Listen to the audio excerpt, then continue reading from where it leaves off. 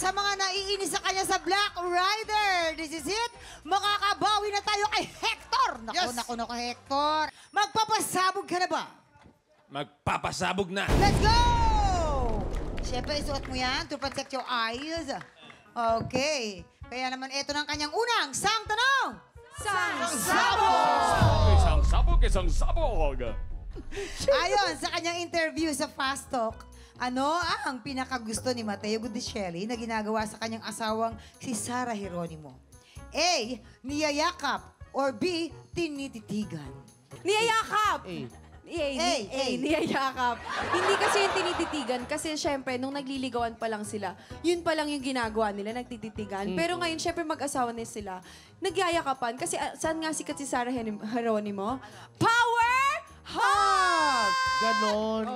May point naman si Faye. Kasi diba, tama yun, magtititigan ba kayo, meron ka ng chance na i-hug siya. Yes. Ganon yun. Physical Next touch level. yung ano. Yes. Yung Love love language. language. Tsaka it Sarah. releases more endorphins pag yung nahahug Happy ka. hormones. Yes, happy hormones. Yung pala yun. O sige, may point Hindi din nila naman. alam yung Excuse me. Excuse me, saan ba sumikat si Sarah? Saan? Sa kantang Tala. Tinititigan niya yung tala, tapos tinititigan niya si Sarah. Hindi, ka-close ko si Mateo kasi nakasama ko sa noontime show din dati si Mateo. Laging ginagawa ni Mateo kay Sarah, tinititigan Oo, niya. sa kotse lang. Oo, tinitignan lagi kasi minsan may mga muta si Sarah. Tapos siya na yun, hindi, sino bang hindi minumuta? Lahat naman tayo minumuta.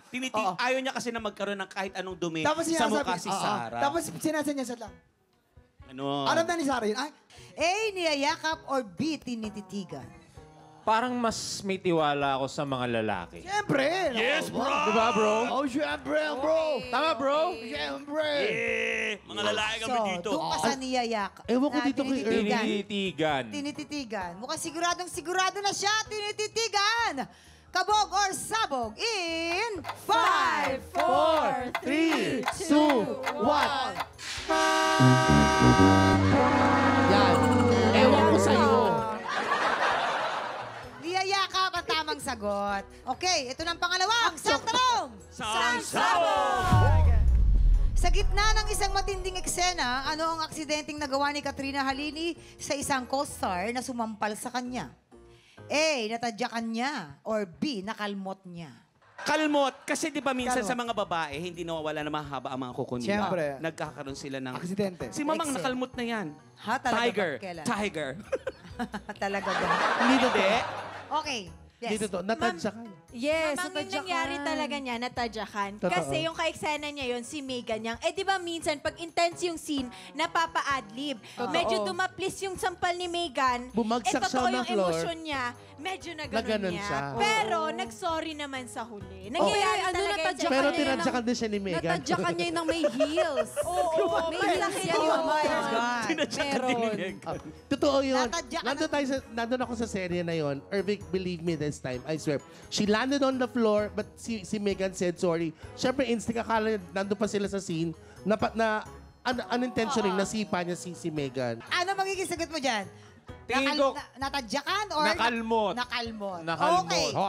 Nakalmot. Kabog or sabog in 5, 4, 3, 2, 1. Sorry. Ayan, nagyabang Sorry, kasi sorry. muna. Natadyakan.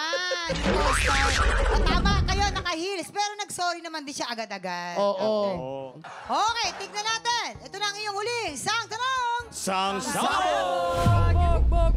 Bago naging professional athlete, bakit nag-aral ng martial arts si Monsur del Rosario? A. Para depensahan ang sarili sa mga bullies. Or B. Para gayahin ang idol niyang action star. Dahil gusto niyang mag-i-defend yung mga bullies. Ang maganda yung adhikain. Yung mga binubully. Mga binubully. Sa kaalaman ng lahat, dating neighbor ko, si Monsur, sa Valle Verde. Yes. Okay. So after that, doon ko na siya nakilala. Oo, alam ko pa nga yung plate number ng Ikaw kotse yung binugbog, niya. di ba? Nang bubuli ka kasi dati. Wow, kaya nga tinuruan niya ako ng leksyon.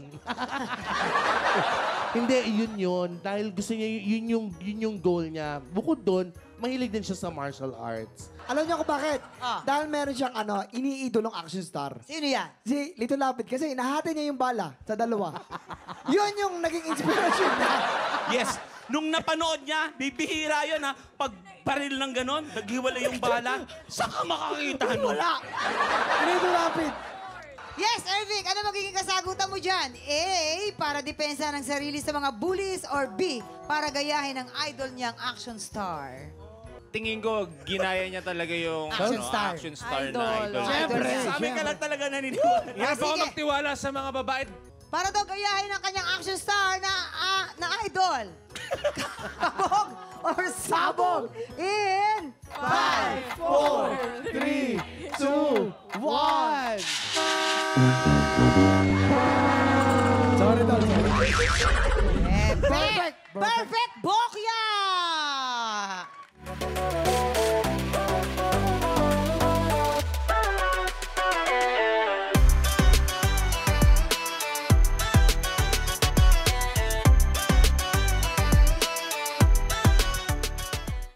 Tik Tropa, pinanood mo hanggang sa dulo itong video na ito?